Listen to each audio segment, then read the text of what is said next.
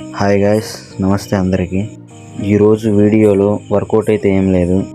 మేము నాగార్జున సాగర్ అయితే వెళ్తున్నాం. ఒక పక్క వాన పడుతుంది, చిన్న చిన్న తుప్పర్లో.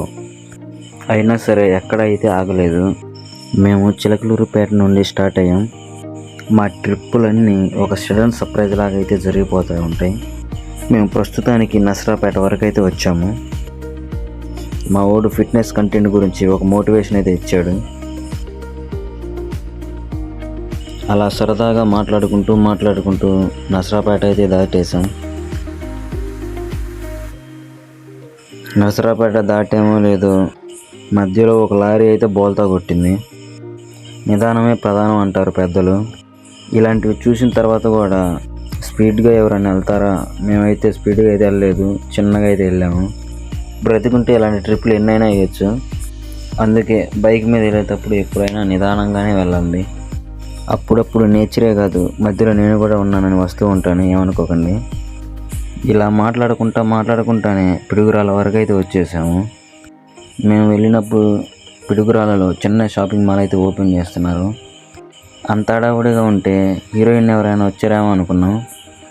మా ఫ్రెండ్ గాడు హీరోయిన్ ఎందుకు వస్తలేరా అన్నాడు. సరేలే అని మనం మళ్ళీ స్టార్ట్ అయితే అయిపోయాం అనమాట.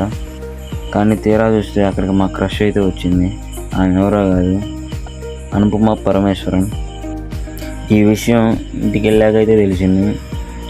చాలా ఫీల్ అయ్యాను చూడలేదని. అలా సరదాగా వెళ్తూనే ఉన్నాము.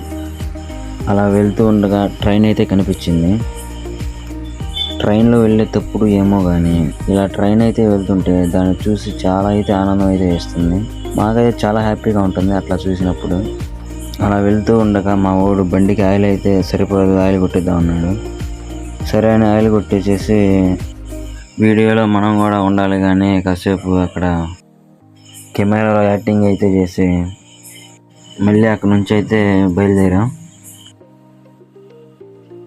బయలుదేరాం అనుకునే లోపే మనం అనుకున్న ప్లేస్కి అయితే వచ్చేసాం. వీడియోలో చెప్పినంత తేలికైతే కాదు బైక్ మీద ఇంత దూరం రావటం. మాకైతే దోల తీరిపోయింది. ఫొటోస్ వీడియోస్ ఏమైనా తీద్దామన్నా కానీ అక్కడికి వెళ్ళేలోపే ఫోన్లో ఛార్జింగ్ అయితే అయిపోవచ్చింది. సరేలే అని అక్కడ ఒక గంట సేపు అయితే అటు ఇటు తిరిగేసి ఇంటికి అయితే బయలుదేరాం. ఇంటికి వస్తూ మధ్యలో ఈ కాయలు అయితే కోసాము కొండల కాడ. వీటిని ఏమంటారో మీకు తెలిస్తే కామెంట్ చేయండి. ఇంటికి వచ్చాక ఓపిక అయితే అస్సలు లేదు. ఈరోజు చేయాల్సిన వర్కౌట్ కూడా ఈ జర్నీ మధ్యలోనే చేసినట్టుంది. ఈ వీడియో ఇంతటితో ఎండ్ చేస్తున్నాను. మళ్ళీ రేపు కలుద్దాం.